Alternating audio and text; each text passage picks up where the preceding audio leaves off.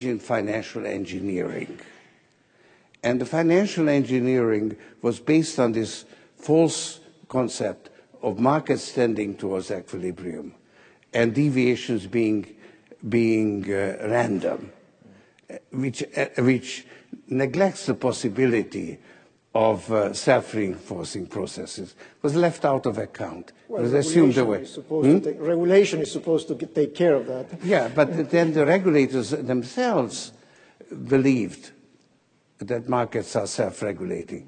And you see, what happened was, because this belief was false, actually markets left to their own devices created one crisis after another. But each time the regulators intervened and they solved the problem. They merged away the failing institution, Continental Illinois or the savings and loans or whatever it was, and provided fiscal stimulus or monetary stimulus in order to avoid the real economy being affected. And so these financial crises, periodic financial crises, served as successful tests of the misconception of market fundamentalism. And this financial crisis, it plays a different role. This is the reversal point. This is when the authorities have lost control, cannot deal with and you have a real collapse. So the periodic crises serve to reinforce the misconception. Now, associated to this collapse of the super bubble, you also talk about the collapse of the US-centric world and things of that nature. Well, I mean, this has a lot to do with it because market fundamentalism and the global financial system has the United States as the dominant force within it. It's the Washington consensus that prevailed.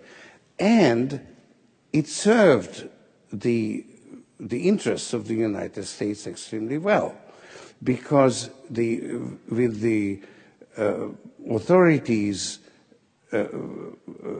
ensuring that the system, if it's threatened, will not collapse, they were a little bit less concerned about the countries at the periphery of the system. So if they got into trouble, then they were subject to market discipline.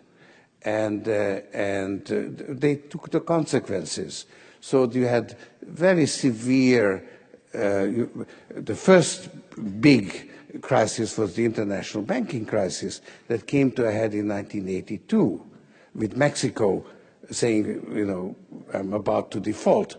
So then the central banks got together, they saved the system, but they didn't save Mexico. Mexico went through the ringer, and so did Latin America. Latin America had a decade lost. I remember this. Right, very well. you know it well. and that's the reason I'm here.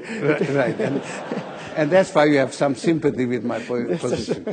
So, and then you had you had then in 1997, you had the emerging market crisis. But again, when it came to long-term capital management defaulting or about to default, the system was held together.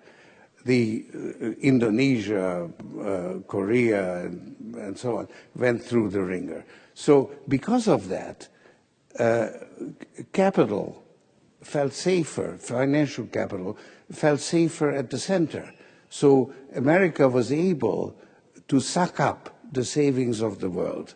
And for 25 years, we have had an ever-increasing budget deficit, current account deficit, which eventually reached 6.5%, 7% of GDP. And we've been consuming more than we were producing. And that was, so we had the benefit of the system. And I had a conversation on this subject with Alan Greenspan. I asked him to read my book. He was kind enough to do it. And we then discussed it. And he said, you know, actually, financial innovation brings such great benefits that it outweighs the cost of having occasional bubbles, and then you have to pick up the pieces. And actually, until this crisis, on a cost-benefits basis, he had an argument, because you have had a period of unprecedented prosperity in the United States. Well, if you think of Keynes made the same point about the Great Depression, actually, many years back. Right, right. So until now, it was self-justifying, until eventually it became self-defeating.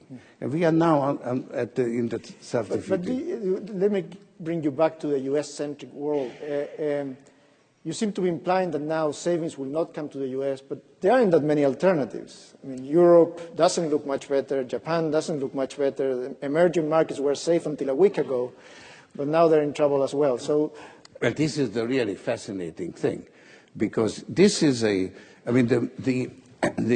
important thing to realize about this crisis, that this was not an extraneous shock, as the prevailing paradigm would tell you, that it's always an external shock that the system can't absorb.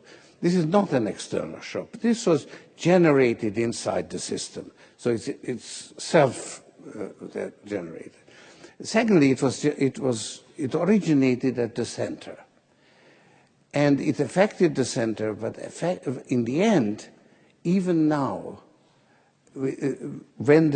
after the mistake of allowing Lehman to default, that was the turning point where things fell apart, and effectively the financial system genuinely melted down.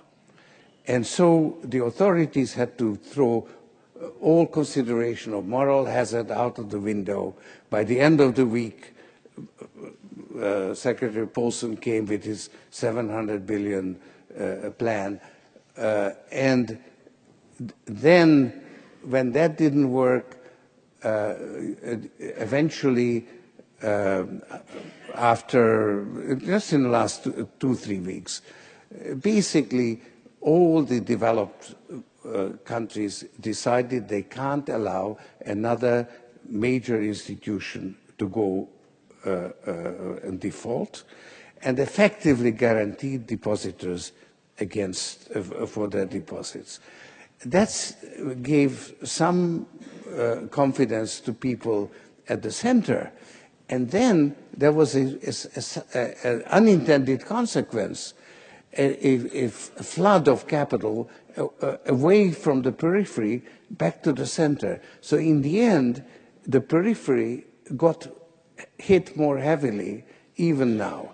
And I will argue in an article that will be published in tomorrow's Financial Times that we have got to do something. The IMF has a new mission.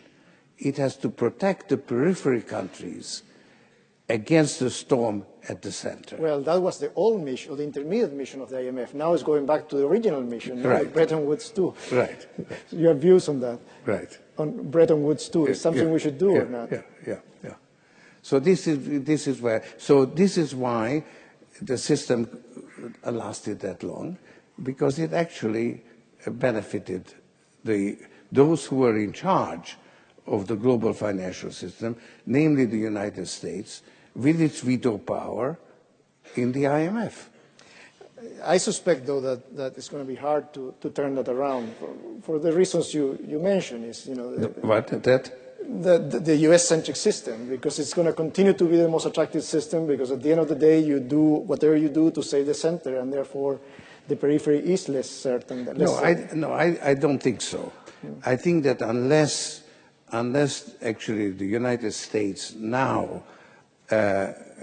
leads a international effort to stabilize the system, which includes the periphery countries, I think the system will not continue. Oh, I agree with you, but I see no possibility that they don't try to stabilize the U.S. No, but I think that